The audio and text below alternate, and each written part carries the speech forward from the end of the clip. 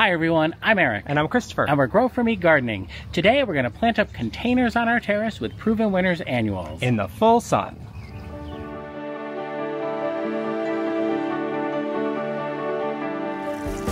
Welcome to our garden here in Zone 5B/6A. It is an incredible, wonderful, kind of mid to late-ish spring day. The sun is shining. It is officially time to plant some full sun annuals. We'll be underplanting this lovely blue juniper that we've had in the container for a couple years, as well as this dark leaf patio peach. So these are already thrilled containers. They sure are, because those are the thrillers. They're the thrillers. So we're going to add that filler and spiller interest today using our yellow and purple color theme that we have gone with for the year.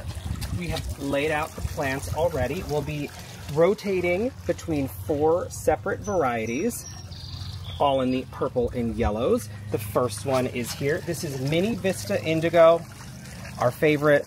We use it every year. It is a go-to for us. You get a multicolored effect as this bluish tone will begin to fade, almost to kind of a light whitish blue. So we love this. This gets nice and full. We'll put it dead center to get this started.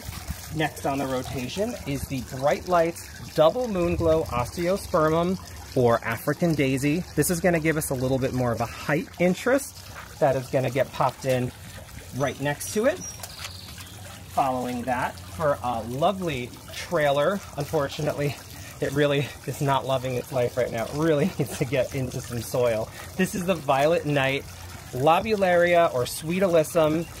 So sweet, love it. The color is really, really pretty, and it just gives you this fluffy effect. Which it also, yeah, sorry to interrupt, but it also goes very well in the landscape. It does do very, very well in the landscape. But as this kind of trails and poops, and this fills out and trails and poops, we'll have the African Daisy popping up and giving us those yellow blooms. Yeah, and again, the Super Junior Mini Vista Indigo, the Vista series, they scaffold on top of each other, so they get a little bit taller, and so they don't trail as much, and that's where this one comes in. This comes in. This is Super Junior Saffron Fringe. It's new for this year.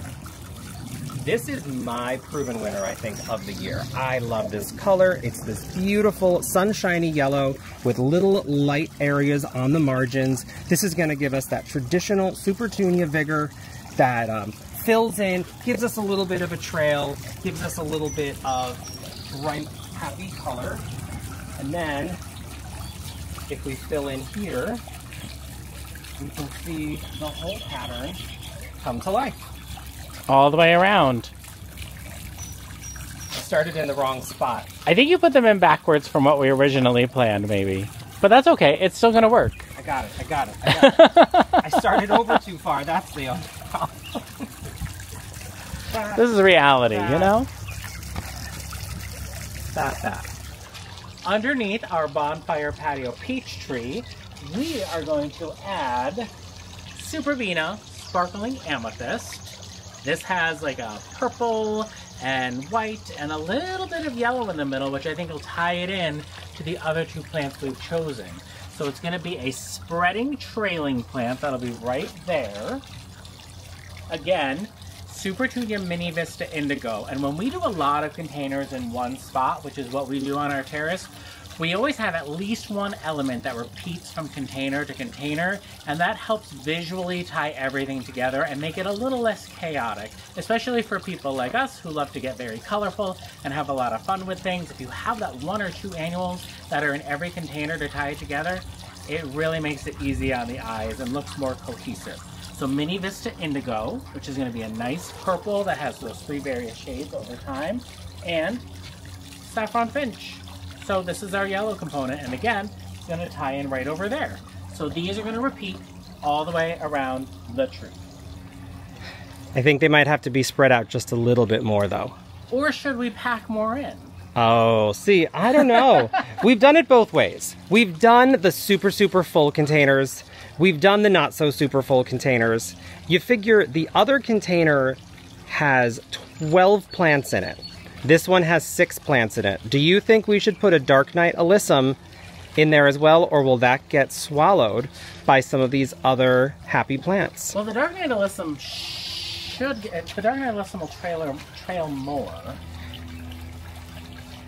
I think So what's healthiest for the plants, healthiest for the patio peach tree, healthiest for these plants, is to do only 6. So I think that's what we should do. Look at this exercise in restraint. Ooh, there's a bee. I'm so proud of you.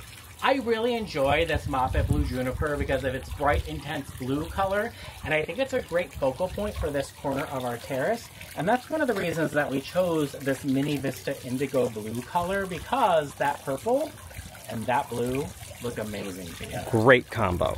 So what I'm going to do here is plant very close to the edge, because the Moffat Blue is a pretty large tree, and don't ask us what we're going to do with it eventually, because we don't know yet. It might not be able to leave. But I don't know if you noticed, but these came in the Eco Grande containers, which are compostable, and we wouldn't want to use them in our containers, but if we wanted to, when we planted these in the landscape, we could leave them in these in the ground. Absolutely, and you just pop the little tabs off the bottom. Yeah. The reason we wouldn't do it in a container is just because over the season, they're not going to break down as quickly. Mm-hmm. So there's not really a need for us to leave them in this soil to compost. So let me just kind of pop that in there. And there is our first plant. Ta-da! So I'm just going to go all around the container and get these in. Eric, are you going to be aiming these on an angle outward or mostly straight up and down? Straight up and down, and that is because of the root ball of this Moffat Blue Juniper. Oh, that's funny. They're getting tucked in between. Yep, they're getting tucked in between the soil on the edge of the container and the roots on the Moffat Blue Juniper. And we're going to water these weekly with a water-soluble fertilizer, and we use Proven Winners water-soluble fertilizer. I dove right in over here. I couldn't wait. It's okay. It's a really exciting event. This is a very, very exciting event. I've got my saffron finch, the sparkling amethyst superbena, and of course Mini Vista Indigo, which is already showing us some beautiful length over here, a little trailing moment. Now, we have grown saffron finch and we have grown Mini Vista Indigo, but we haven't grown sparkling amethyst. So what should we expect from it?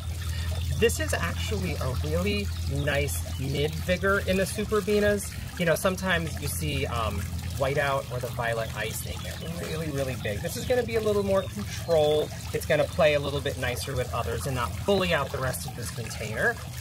It's got a nice, what do you want to call this? A mounding and spilling habit? How do they describe it? I always like to read the tags and see how they describe these things.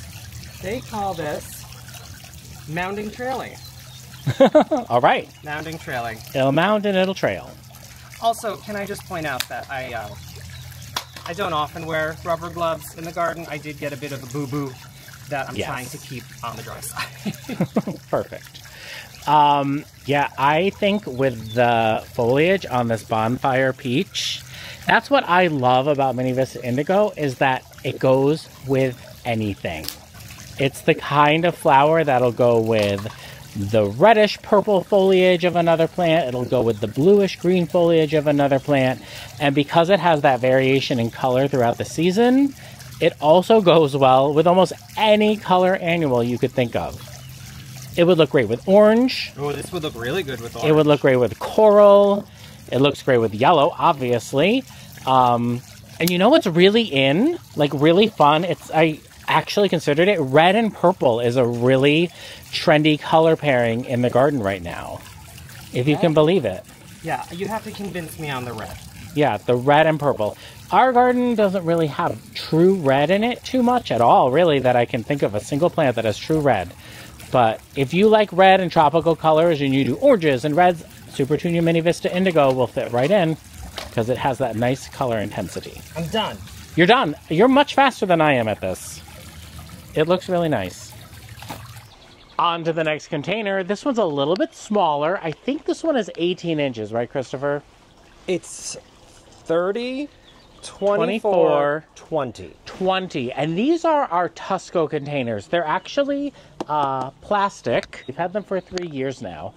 And I'm really happy with them. They have a nice sturdiness to them. They drain well, and they kind of have that classic rolled rim look to them, which really fits in well with our aesthetic. But this 20-inch pot, we're going to go ahead and put 6 plants in here, if you can believe it. Let's do it. I know. There's 6 in here. Actually, we're putting 7 in this one. But this is the 7th one, and it's got a huge root ball in it. So that's why we kind of just limited that to 6. But for our centerpiece in this one, we're going to be using Augusta Lavender. And what I love about this plant is it's highly fragrant, which is great. The pollinators will love it. But, and I don't know if Christopher will be able to zoom in or throw the tag up on the screen, but it ties the purple and yellow together perfectly with the yellow eyes of the purple flowers. So this one is going to be our centerpiece. And did I say how tall it gets? 12 to 24 inches. 12 to 24 tall. So hopefully it's on the 24 end, because it is going to be the centerpiece. And then we're going to go around this, and we're going to alternate with Solenia Yellow Begonia, which is a full sun to shade begonia. But look at that foliage. Rich, dark green. That's a gorgeous color foliage. It's an absolutely beautiful color, and this was definitely my favorite colored flower that we planted last year. And then instead of Mini Vista Indigo, we're going to go wild, and we're going to do Mini Vista Ultramarine, which is kind of like how I described it to Christopher is, it's just the darkest indigo, and hopefully it stays that way the entire time, because that would help differentiate it. So this is kind of our first time growing it in a mixed container, so we'll see how it does. I think it's great. It really honestly looks like mini Royal Velvet Supertunia, and who wouldn't love to have more Royal Velvet Supertunia? And so this is how this is going to get laid out. Check it out. We've never grown this variety before, but we love heliotrope. And I think, is that kind of centered from where you are, Christopher? That looks perfect to me. Okay. We love heliotrope, and this should get nice and bushy and be a great centerpiece. Nothing in this pot should be too vigorous that it takes over anything else. Looks like we need to top up a little bit with some soil. Yeah, I always like to put soil up as high as possible without it making the water go over the edge when we water. Only because I know as the season goes on that there's going to be some settling. And we want to have as much soil in there as possible so that the roots have room and so that there's enough soil for water retention purposes. I'm not going to lie, I love this. And mark my words, by the end of the season, Eric's going to say, you know, I'm really glad we chose that one. I am really glad to give it a try. Because I tend to be loyal to the plants that we've had great success with. He's loyal to Mini Vista Indigo, and I'm really pushing on this ultramarine to get that rich purple tone in. Yeah. I just think this is, it looks delicate and gorgeous, this one. This is Solenia Yellow. I mean, let me just rotate that a little for you. Yeah. I mean, look at that. It's incredible. What a combination. And then with the softer leaves and the softer lavender color with the little flecks of yellow and the heliotrope, I think it's kind of anchored by the vivid tones, and then it softens as it gets taller. These were all grown at Pleasant View in New Hampshire, and boy, do they do an awesome job. Here we go, last one. This one's pretty full, but none of these are going to go bonkers, so we'll be okay. Look at that. It looks lovely. Absolutely gorgeous. Do I need any more soil anywhere? I don't think I do. Ta-da! You're up, Christopher. Just gonna top this 15.5-inch container. A little bit more potting soil. I think that's gonna do us.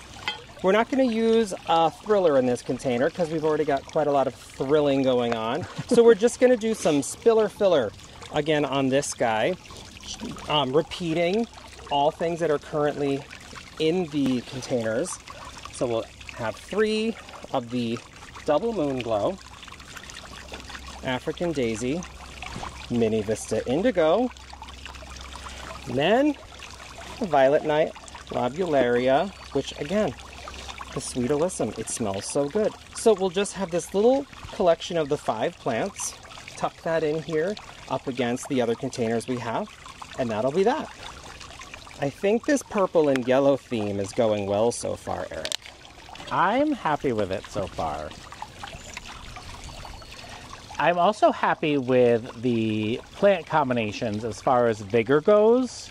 We're being very cognizant of pairing high vigor plants with high vigor plants, and plants that play a little bit nicer with plants that also play nicer. And I really missed not having these bright lights in our garden last year, because they're one of the first annuals we ever planted from Proven Winners back in the day, and they just did so well for us. And they kind of do something what they call in the plant industry is they bury their dead, which sounds horrifying, but what that means is that their first blush of blooms will come out, first flush of blooms will come out, and then as those fade, a new flush will come out that is, the stems are longer, so they cover up those faded stems. And that's what that means. So when we say bury their dead, that they are covering up their own spent blooms. And who doesn't want to not deadhead? Yeah, that anytime that you can find a plant that does not need deadheading, put that in your garden. But you can deadhead if you want, and it will encourage even more blooms. You know, I say that, and there's 29 dahlias over yonder that are going to need quite a lot of that deadheading. Oh, my timer's going off on my watch, which means it is time to change over the drip irrigation to all the garden beds. Oh. To a new zone. Yes, we're rotating through the zones today. It's our first day running the drip this season. And we're kind of testing them all out and then running them because we don't have any rain in the forecast for this week. And we also we're past the final frost date, obviously, or we wouldn't be putting in annuals, but we are skipping over late spring. We are looking at potential 90-degree temperatures next week. These drip irrigators are going to be very busy for the next week or so. Yeah, I mean, it warmed up so fast. Some of the plants are already showing a little bit of a wilt out in the landscape, so we're definitely going to be running the drip plenty this week. But that also means with this heat and warmth, these annuals are going to take off. I like that combo a lot. I think this is going to be really nice. Very sweet. And normally, you know, we try to keep things on the symmetrical side, but I like that. I like that this is a little bit off. Sometimes you gotta be a little off. So this will tuck in here, and then actually the double moon glow will then get to play well with the sparkling amethyst. Yes. That'll be really nice. Go together nicely. And then we have our corner container over there. And I'm really liking this combination. I think we should get them all watered in, clean up a little bit, put our patio furniture back, and see how they look. Here we are, one corner of our terrace, all planted up, ready for the season. Underneath our Moffat Blue Juniper, we have our Super Tunia Saffron Frinches with our Violet Night Sweet Alyssum and our African Daisies, Moonlight Double Glow, right? Double Glow, yes. Moonlight. Double Glow Moonlight. Our lemon tree is here. Underneath our patio peach is Super Tunia Mini Vista Indigo with Super Tunia Saffron Finch and Super Vina Sparkling Amethyst.